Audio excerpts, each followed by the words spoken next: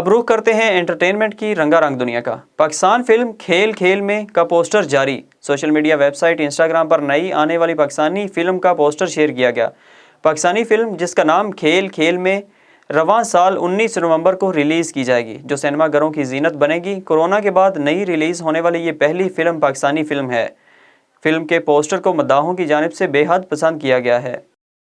अली ज़फ़र के इंस्टाग्राम पर 50 लाख फॉलोअर्स हो गए। पाकिस्तानी गुलकार अली ज़फ़र की सोशल मीडिया पर भी मकबूलियत में बेपनाह इजाफा। इंस्टाग्राम पर उनके फॉलोअर्स की तादाद 50 लाख हो गई है। अली ज़फ़र ने इंस्टाग्राम पर फॉलोअर्स की तादाद 5 बिलियन होने पर खुशी का इजहार करते हुए अपने मद्दाहों का शुक्रिया अदा किया और अपनी तस्वीर भी शेयर की। तस्वीर में अली ज़फ़र किसी कंसर्ट में गाना गा रहे हैं, जिस पर उन्होंने लिखा कि पार्टी तो अभी शुरू हुई है।